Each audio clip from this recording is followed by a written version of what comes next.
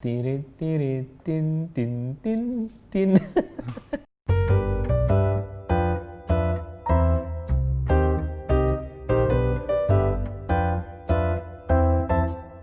Okay, hello everybody, this is Amin. This is Alex. And welcome to another episode of Let's Talk About. Before we go into the show, I just want to say thank you very much for watching the show today. We're also available on podcasts, so if you like to listen to podcasts, we are also available on all of your favorite podcast platform, be it Google, Apple, Switcher, whatever.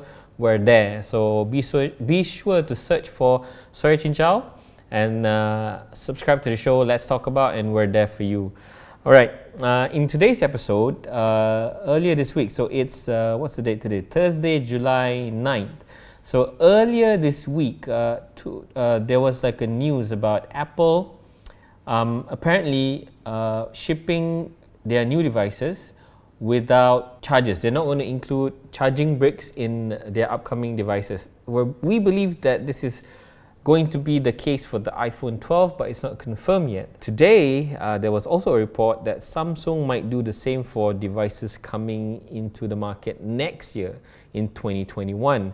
So Alex and I got into this discussion on why are manufacturers doing this? Like they're going to remove the charging brick from the box. So the build up to this was Apple did a survey. They asked a selected survey, right? So they asked some of their users whether they use the charger, whether they keep the charger. Are they still using it? Are they still using it? And it's presumably to figure out whether people need a charging brick in their boxes. The discussion here is that I feel that this is just another way for manufacturers to make more money out of users. But Alex seems to believe that there is a bigger story in this case.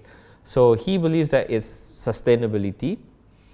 It's good for the environment and then the other one is like the forced adoption of a standard. I guess I agree with the forced adoption, and the standard is USB-C. So if you don't already know, we've moved on from, way back then we had USB-A, which is that big rectangular USB port, and then we moved to smaller standards like the mini USB and then micro USB. And then now in 2020, we have like the proliferation of this new standard called USB-C.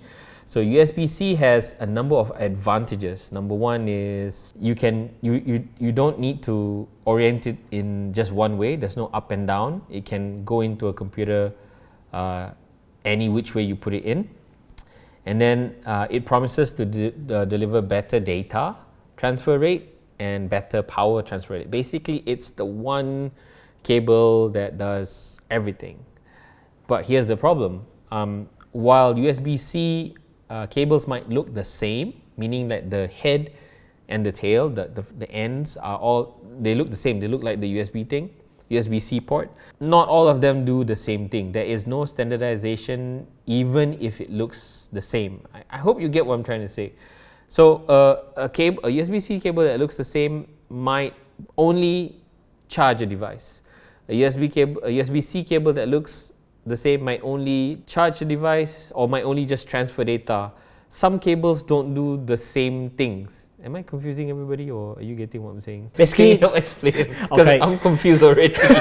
So essentially, a cable, as it is in physical form, it looks the same thing, but there are different cables that they could do different things. Yes. Like what you mentioned is true. Like some cables, they only serve one purpose, to charge. It doesn't transfer data. So you plug it in, if you want to transfer fast on your phone, like, hey, it doesn't work, but charge the phone. So that's one scenario. Another scenario is that it can transfer data, but it's not fast, it's slow.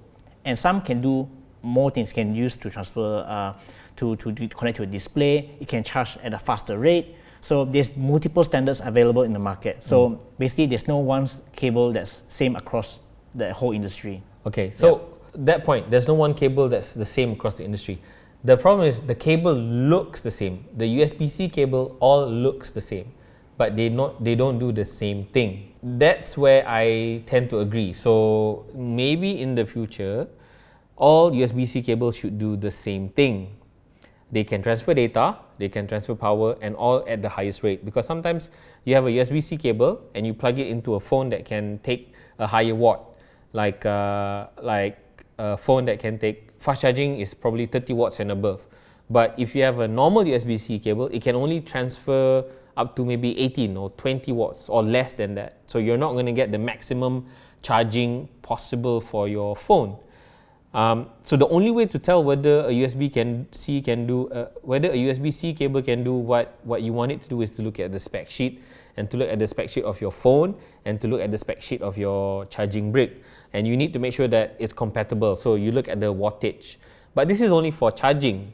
The other thing is that USB-C is also going to be used for data transfer. And it's also compatible with this protocol called Thunderbolt 3. So we're getting a little bit technical here. And it's important to know all these things because it sets the premise to the next discussion that we're going to have in this show. Okay, so can you briefly explain what Thunderbolt 3 is? Okay, so Thunderbolt 3 is like an interface, like a protocol that's developed by Apple and Intel. So you can find it on most modern Apple Macs right now. So like the MacBook Pro, the MacBook Air, even the iMacs, they are using Thunderbolt 3. So you can use it to not only transfer data, you can also use it for power, and also you can even hook it up to a GPU. But of course, that's on the higher end models. Okay, so that is the promise of Thunderbolt 3, a high data transfer rate. When Alex says GPU, is because essentially the transfer rate is so fast, there's no difference between having a graphics card directly connected to your computer from the motherboard or externally. So the promise of Thunderbolt is faster data transfer rate.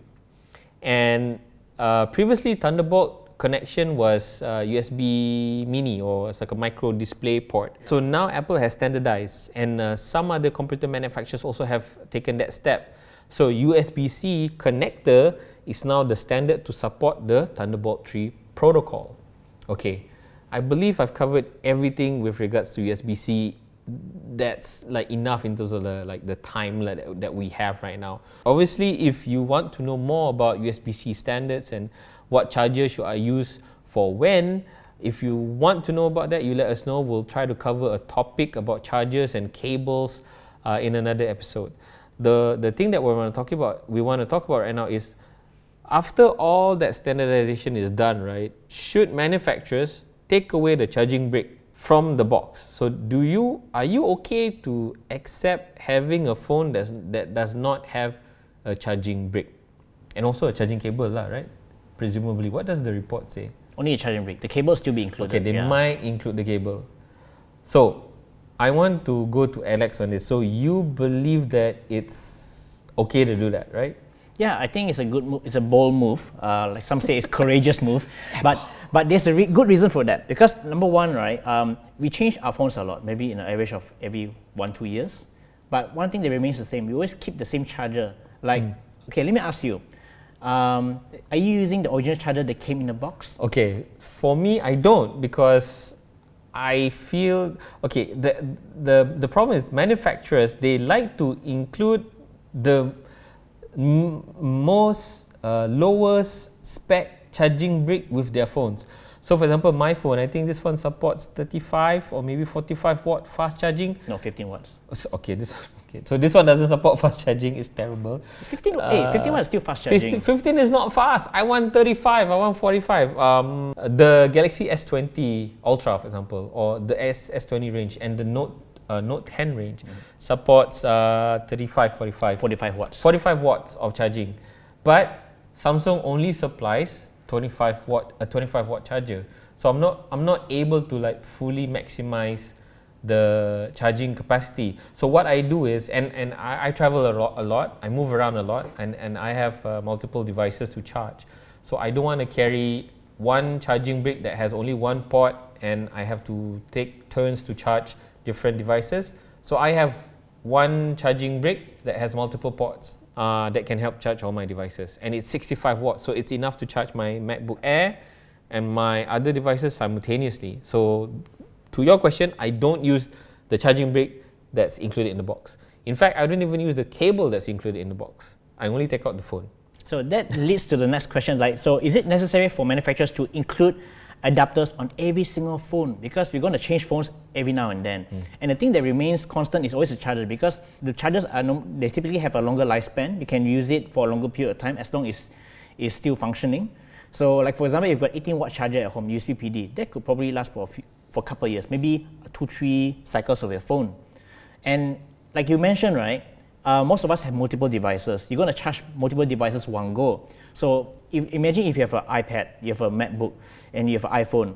You're not going to carry 3 different adapters with you all the time. You prefer to get one. So most of us will probably go for a third-party charger that has multiple ports. So I guess Apple is looking at that direction like, hey, you know what? We don't actually need to supply charging bricks for every single device. Most people will just go for one solution that can charge all devices one shot.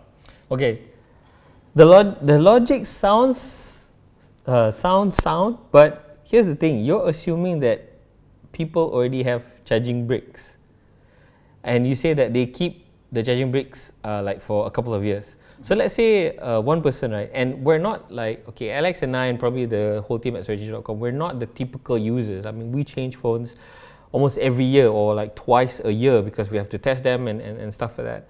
And I personally like to future-proof stuff. So I don't keep charging bricks that are 2 years old because they don't supply enough power for me for any of my devices. So for a normal user, let's say if that user is lucky enough to have an 18-watt charger that's PD, so that's like, okay, consider fast, like the lowest end of the fast charging spectrum. If that person is going to buy a new phone, let's say maybe the iPhone 12 or the Note 20 that's coming out, and that supports what, 45 watts or possibly more. Some say it could be the new iPhone 12 will be 20 watts probably. Yeah. So iPhone 12 20 watts, Samsung Galaxy Note 20, assuming nothing changes, it's probably 45 watts. Yep. My 18 watt is going to charge the device, but it's not going to charge it to the fullest, and I have a problem with that. Maybe not a lot of people do. Because, okay, think about it this way.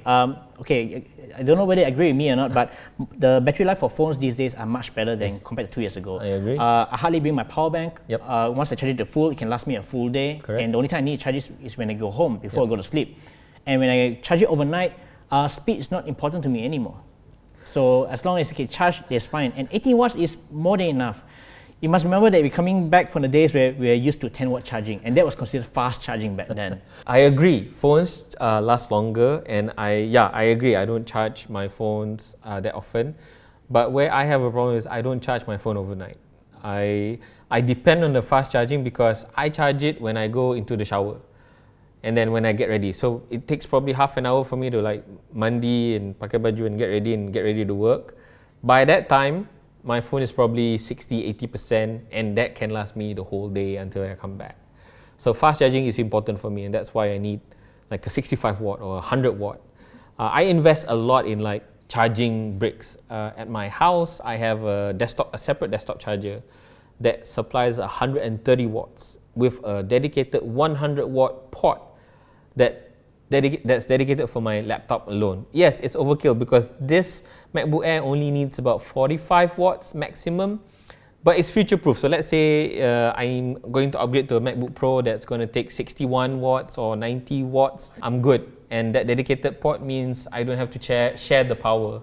So I have that. And then for going out and about, I have a portable charging brick.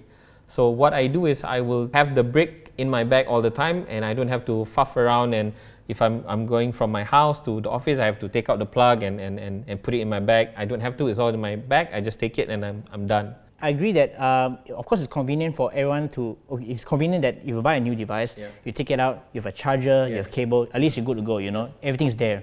If let's say someone buys a computer and he doesn't have a charger, there is always option to buy a separate charger, and that charger will last you a longer time. You have that option. It's not like, oh, I'm doomed. You can always get it from the store. It's always available. Okay, so that is where I have a problem with your argument with regards to sustainability. Right. Essentially, you're asking people to buy another charger. If they need it. Because let's say, for example, if you're using a MacBook Pro already, right, and let's say if you're happy with a 60-watt charger, I don't need that anymore. I already have a charger at home. I can use that. It only has one charging port. Oh, so okay, in that case, let's flip the question around. Okay. Assuming, right, okay, the next devices all come with original chargers, the fastest charger possible. Yep. Are you going to use it, or are you going to use a third party with multiple ports? Again, I think I'm going to put out this question to you guys, the viewers and the listeners.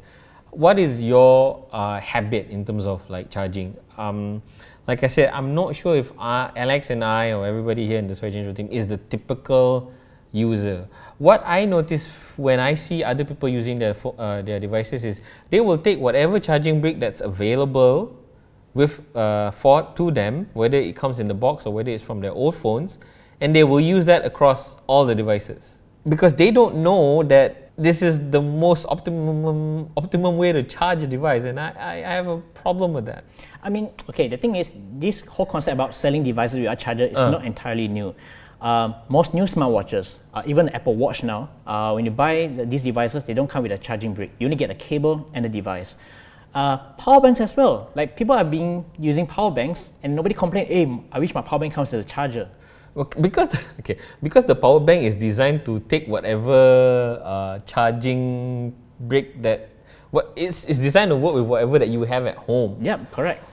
I mean, so the goal right now is to standardize the power adapter, right? So if everyone adopts USB Type C, so up to a point that it's so universally available, right? Everyone will have that charger at home. So there's very little need for every single device to bundle a charger if they don't need it. I don't know, man. I just feel like this is just another way for manufacturers like Apple and Samsung to make more money out of you. If the case was for sustainability, right, and not for cost, right, why when they were shipping phones that could support higher wattage in terms of charging, they only supply with the lower wattage? Cost.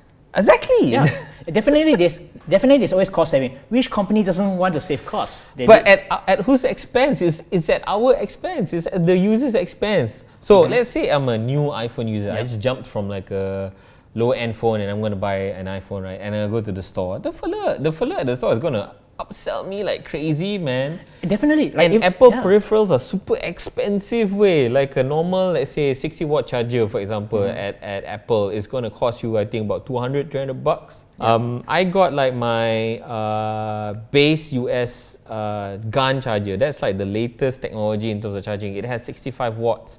And I got that for less than 200 ringgit. And when I tell people that, hey, this is a good charger, you should get it, and they ask me how much it is, and I say it's 200 ringgit, they're already saying, dude, that's like really too much for a charger because I can get chargers for free with my phone. Not just that, you know the original 18-watt charger? 18-watt charger for the iPhone. You're talking about the iPhone, right? Yeah, the original charger is really $149. Yes, exactly, dude. So it's just an opportunity for Apple to sell you more stuff. It's like, oh, by the way, for the phone to work, right? It's not optimized with your Android charger. You need to get the Apple charger, and to make it work, right? If it's covered by warranty, right? Or you need to make sure that it's Apple authorized charger or an made for iPhone standard charger, or else it's gonna void your warranty. You know, it's just gonna. But I just have that feeling in my gut that the quoting behind we're doing this for sustainability and to save the environment is I don't know lah. But you can't deny it. Like for example, assuming starting from now, Apple does not include charger. For example, iPhone 12. So you're going to buy a charger that supports like let's say 18 watts or 20 watts. That's going to last you for the next 4 or 5 years. So the next iPhone you're going to buy, right? You don't need to buy another charger anymore because you have one at home that still works and is universally compatible with the future iPhones. At least you reduce the waste. Yes, it might cost a bit more for people who are buying a brand new iPhone for the first time right now, but in the long run, you don't need to make that investment in the next upgrade. Your argument is that it's okay to make that one investment. Okay, I don't know, guys. You tell me. You go into the store, you're like all in this mindset of buying, right? And then the guy that's selling at the store is going to be like super happy, like, oh, by the way, sir, you need this charger. By the way, sir, the cable might not be fast enough, so you need to get this cable. So you go in and you, at the end of the day, spend more. And I think that is the intent of the manufacturers in the first place. Yep, true. But then again, with USB-C, right, it's not in Apple's favor as before, because back then, right, it's standardized using lightning cable. So you have no choice but to buy a lightning cable. With USB-C, there's so many options out there. There are more manufacturers making USB-C cables. And then again, right, when you talk about USB-C, it's not just limited to smartphones. It's also, you can also find them on Computers. Yep. You also can find them on power strips. Even cars these days, like the new cars from Volvo and BMW, they're using USB-C ports as well, which supports fast charging for iPhones as well. Okay, so we're talking about standardization again. Yep. If you remember when we talked about that, so Alex is correct that manufacturers and everybody else is using the Type-C port, Type-C standard for the input and output, and that is correct to a degree because Apple is still using Lightning for their iPhones. There is some speculation, it's not unfounded, but it's from some credible source, but I think it's 50-50 that Apple will stop using the Lightning standard. So if you're not aware what Lightning is the Apple iPhone charger lah. Layman people say iPhone charger. So they're going to stop using the iPhone head and they're going to use the USB-C head on both sides. So you have USB-C for the charging side and you have USB-C for the phone side. The problem with that is Apple makes ton of easy money from licensing fees for third parties to make certified Apple and iPhone accessories for the iPhone. So it's called an MFI standard. I find it super unbelievable for Apple to drop Lightning. Because, back to your argument, Alex, people who already buy iPhone will probably stick with their chargers and cables.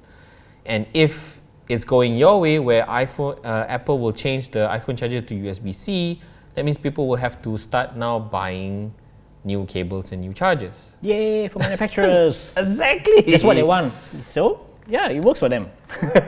But on the other end of the argument is that people are... So basically you agree with me that they're going to make more money? Yeah, they're going to make more money because I feel that, yes, they'll save money, but I don't think that they'll pass the savings to consumers. Okay, so they will make more money and be sustainable. Yeah. So they're charging you to save the environment. Yeah, you can put it that way. But it's still for a good cause. No, it's not. Okay. Environment's happy, the banks are happy. No, dude. Okay, I would agree if Apple and Samsung remove the charger and they reduce the price of the phones. Well, okay. You know that's not going to happen. That's not going to happen. But to be fair, Apple has reduced the price of iPhones. Not reduced, they've made it the same. They've not increased it. They reduced the price. Like for example, the iPhone 10 now, when it first came out, was like 3,005. Now the iPhone 11, which is like a similar level, is 3,003. Like the iPhone 10, when it first came out, it was about 5,000 plus. So now it's slightly low, like 4,009. So I agree. They've reduced the price, but now they are making a space so that like, okay, guys, I've reduced the price, but now I gotta make more money. I gotta make my investors happy. I'm gonna do this. Samsung, I think if they're going to do this next year, they like to bundle stuff when they launch new devices. So I believe they might bundle chargers with their thing. So for early buyers or promos, they will include chargers. Apple, I don't think so. Nope. And you're right. This is not a new concept. I think back then when Apple stopped providing headphones, not headphones. Headphone jack. Yeah, and then there was a manufacturer that stopped supplying headphones, right? Oh, Xiaomi. Since day one, they never supply headphones. Yep. I think the reason being is because they have a lot of options out there. So pick the one you want. You buy it separately. So you can buy like a Sony one. if you want. You can buy a Xiaomi if you want. Yeah. Even Xiaomi's own ecosystem, they have like a few range. Like they have the basic one, which costs like less than 50 ringgit. Yeah. Or you can get a pretty good one with high-res audio for 150 ringgit. So you have the options okay. there. While the concept is similar, the intent is not, because a headphone is not as critical as a charger. Yeah. And interesting that you brought this up because Xiaomi actually thought of removing the charger 5 years ago. But they didn't. Yeah, they considered removing it. Like because of the portless design, is it? It's not portless. They still use charging ports. Not all the phones use wireless charging, but they just basically want to cut costs and also to cut down waste. Okay, here's the thing. Again, similar intent, different concept. Xiaomi is at the other end of the phone market spectrum. They are already like super low cost. They are super low cost and they are super cheap already. Apparently, Xiaomi only makes like $2 per phone or something like that in a report I read somewhere. Apple, on the other hand, the profit margin is like, harga Yahudi. You know, I mean, it's not the same thing, and I don't. So why are they so hard up on saving a cost that they're not going to transfer to users, and why are you okay with it? Because okay, like I said, right, back to sustainability. Like I don't use the chargers that come from the box anymore. I always use my own adapter because for me, I find it more convenient. I agree, and I do too. Okay. So like for example, in our scenarios, right, if you're going to buy like 5 iPhones in the next 5 years, right, there's like 10 bricks that's gone to waste. Okay, that we don't use. True, legit. Yeah. But we haven't done the numbers. But I don't feel that we are the majority. That's why you look at the overall scale, right? If you need a charger, you can buy a charger elsewhere. I mean, you don't have to buy from Apple. You have a choice of getting a third-party one like from Tronsmart or Aoki or anyone that you want. And at the same time, if you want to buy a charger, you can probably find it in your home. Most likely in the future, right, in Malaysia at least, apart from the 3-pin socket, you probably have another socket with USB-C chargers at home. Yes, you're right. I agree. But okay, 2 points here. Number one, sustainability. That means the third-party people plus Apple will just need to make more chargers out of the box to kononnya fill in the demand. So I'm not sure whether that's going to be sustainable because you have separate packaging and everything. Just because there's no charger in the box. Yep. Okay, that's number one. Number two, you're talking about like wall plugs and power strips that come with USB ports. Yep. Those USB ports are terrible. They are from like a standard like 5 years ago. They're not going to be enough to charge current devices. They don't even supply 12 watts. They supply 10 at most, and that's just super slow charging, and it doesn't work. And okay, the other thing I want to add is that I did say that I don't use the chargers in the box, but I'm all for having the chargers in the box because I'm not thinking about myself. I'm thinking about people who don't know what type of chargers they use, who don't know what type of cables they need. For me, I know. So if I go to an Apple store or a Samsung store and they say, okay, sir, you need to buy a charger because it doesn't include a charger, I'm like, it's okay, no thank you, because I have a chargers already and it's future proof. So back to my thing, right? I think Apple is doing this to make Apple and Samsung is doing this to make more money. I think the sustainability thing is unfounded lah. And I think you agree with me, right? Because you did say that they're going to make more money out of this. Only half of that. Yeah, they definitely make more money because Apple, like you pointed out, they have huge margins. They're one of the profitable companies in terms of tech. And there's another angle to look at this situation.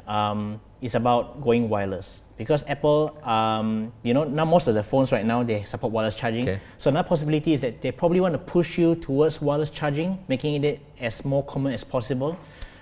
Because it's also rumored that Apple might be releasing a power mat finally after like 2-3 years. Okay, again, it's based on rumors.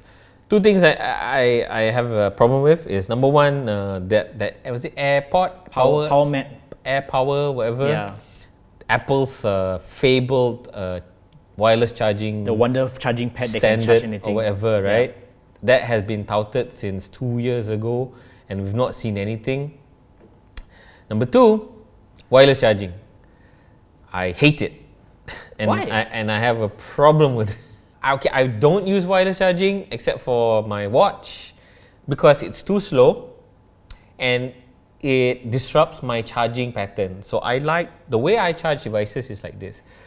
I wait for it to be maybe 20-15% and then I charge it back up to maybe 80, maximum 90%. And then I unplug it. Having a wireless charger means if I have it on the charging thing and it's ringing, I have to take it out from the wireless charger and and that disrupts my charging flow. Because I like to charge one stretch. So that's why I don't like wireless charging. Do you know how I charge my wireless charging? Before sleep, just leave it there and then next morning it's fully charged. Yeah, because you're an overnight charger, that's the problem. I mean, I'm not, okay, so again, you guys, we're almost out of time. So, okay, this is my takeaway. You can put in your takeaway. My takeaway is all of us charge phones differently. I'm against not having charging brick in the box. And I think Apple and Samsung or manufacturers in general are just trying to make more money out of you. And I don't agree on the sustainability thing. So that's my takeaway. What is yours? For me, I think we need to reduce the amount of waste that we generate every single day. One of it is also our devices, because we change our devices quite often. The only thing that we always use is the phone, the cables, and the chargers. I personally don't use it. Like how Amin pointed out, he has all the original chargers, but he still goes out and buy a third-party charger that does a better job, so leaving more waste in his house. So my take is, I think it's a bold step, which I think we need to start somewhere, and I think the time is now. Oh, crap. Okay, another thing I forgot. All those chargers are recyclable, so what's the problem? The thing is, you're going to waste more energy to recycle them. Why create the waste in the first place? Okay, that's true. All right, guys, we're almost out of time. I think this episode is like super great because it's a lot of it's very subjective in a way. What I want to know from viewers and listeners is that how do you charge your device? Whether you use your the device that the charger that comes in the box, whether you even know what your phone wattage is, or your charging wattage is, your charger wattage is, or your cable wattage is, and whether you have any questions. So if this episode sparks more question, or you need to know more things, right? Please let us know in the comment section below. We'll come up with an episode specifically about chargers and standards if you want us to. So just let us know, give us a thumbs up. All right, I think that's pretty much it. We're pretty much done talking about charging bricks and boxes. Comment below if you agree with me or if you agree with Alex, and let us know. All right, this is Amin, and that's Alex. As always, for people who prefer to listen to this on podcast, we are available on Spotify, Apple Podcasts, Google Podcasts, Stitcher, everything. All your favorite podcast platforms, we're there. Just look for Sorry Chin Chow and subscribe to the show. Let's talk about. Please, if you do like the show, give us a 5-star rating. That helps us a lot in making this show more listenable to everybody else outside there in the cyberspace. If you like the show, please recommend this to your friends, family, even your enemies. They might like it too. That's true. And you might make friends from them. Maybe, okay. And as always, please do give us a thumbs up if you like the show. Drop us a comment if you feel that we can do better, if you have any comments or suggestions. And if you haven't already, do subscribe to our YouTube channel, sorrychinchow.com. This is Amin. This is Alex. Catch you guys later. Bye. Bye.